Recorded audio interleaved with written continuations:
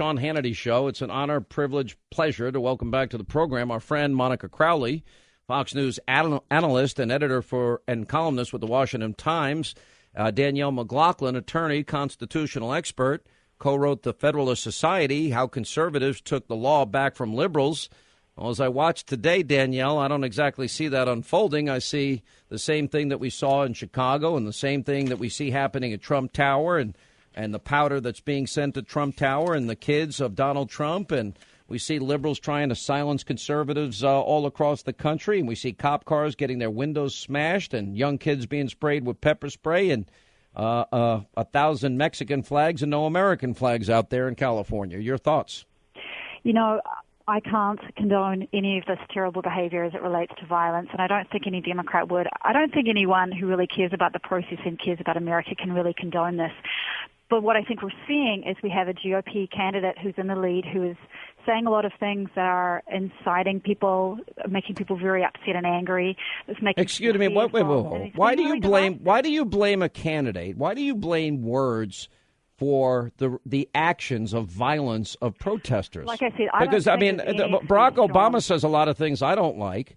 You know, the Cambridge police acted stupidly and Trayvon would look like my son, and his comments about what happened with Michael Brown and Officer Darren Wilson. Mr. Constitutional Attorney was 0 for 3 in these high-profile cases, and he spoke out without any evidence being presented, and he was wrong every time. Look, so why do you blame words? I don't condone it. I think it's terrible. But I think we have to look at the tone and the rhetoric that's coming down from the top. I think words do matter. And you mean like when Obama says that Republicans want dirty air and water, and Republicans are social Darwinists, and Republicans want little children and grandparents to fend for themselves, which are all lies? You mean like that? Well, I mean, I think there's a lot of hyperbole on both sides, and President Obama is certainly not. But the only difference is conservatives aren't out there destroying cop cars and doing what's happening out in California, right? Certainly not. But I mean, Sean, you've seen these rallies. You've seen Donald Trump at the podium. You've seen the way that he corrals the press. You've seen the way he yells, "Get him out." You've seen the way. All right, you know what? Right, if that's the case, wait a minute. Who's going to sucker punch a protester? Okay, if that's the case, let's listen to some of the outrageous comments of Obama, shall we? Let's compare and contrast. What's happening down in New Orleans? Where's your dollar? Tells me the bullet hasn't been taken out. Tells me that somehow the people down in New Orleans, they don't care about as much. Governor Romney promised that sometime between taking the oath of office and going to the inaugural ball, he'd sit right down, grab a pen, and kick 7 million young people off their parents' plan by repealing health reform. Maybe we should call his plan Romney Doesn't Care. Don't boo, vote. Vote. Voting's the best revenge. We don't mind the Republicans joining us. They can come for the ride, but they got to sit in back. The problem is that the way Bush has done it over the last 8 years is to take out a credit card from the Bank of China in the name of our children, driving up our national debt so that we now have over $9 trillion of debt that we are going to have to pay back. That's irresponsible. It's unpatriotic. And then you got their plan, which is let's have dirtier air, dirtier water, less people with health insurance. Many are poor children. Some are middle-class families who have children with autism or Down syndrome. Some of these kids with disabilities the disabilities are so severe that they require 24-hour care. These are the Americans we'd be telling to fend for themselves. This congressional Republican budget is something different altogether. It is a Trojan horse. It is thinly veiled social Darwinism. If you've been successful, you didn't get there on your own. If you got a business, you didn't build that. Somebody else made that happen. Let me tell you something.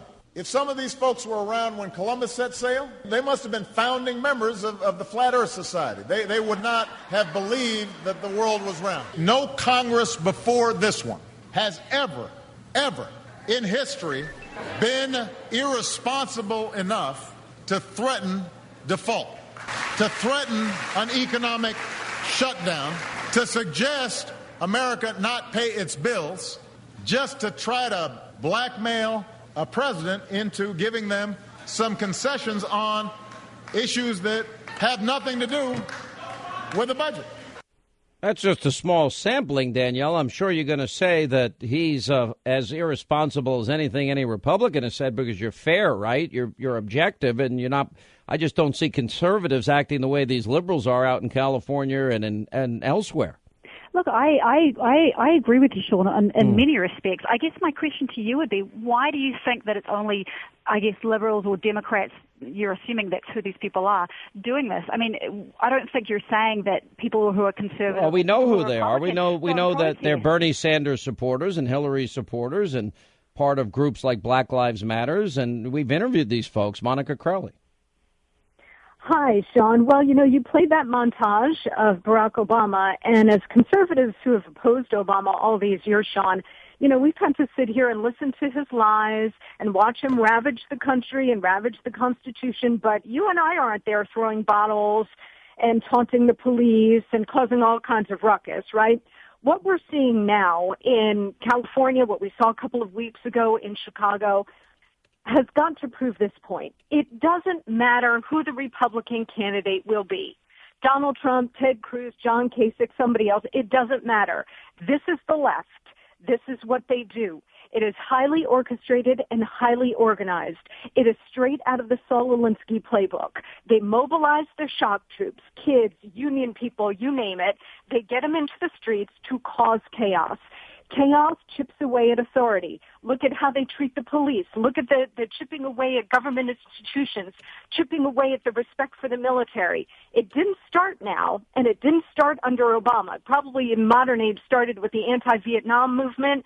Then you had Occupy Wall Street 4 years ago. Black Lives Matter. Now you're seeing these crowds, same crowds, coming out against Donald Trump. And again, it doesn't matter who the Republican is going to be. They are going to do this. In Chicago, Sean, one of the ringmasters of those protests a couple of weeks ago was Bill Ayers. It's the same people, and it's Obama's the same buddy. Revolution. It's the same revolution. Well, let me ask Danielle this question. We asked it in our earlier segment, our last segment, and we had Jesse Lee Peterson and Reverend White on.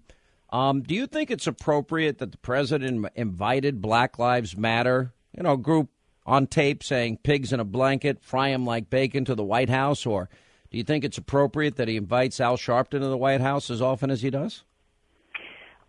I think President Obama can make his own decisions about who he believes is appropriate to come to the White House. Well, you just started out this discussion whining about Donald Trump's rhetoric. Let me play the rhetoric of Black Lives Matter and Al Sharpton, both of whom have been at the White House. And Sharpton, I've read over 100 times. You tell me if this is appropriate. You ain't nothing. You're a punk faggot. Now come on, do something. David. Yes. You want to be the only nigga on television. The only nigga in the newspaper.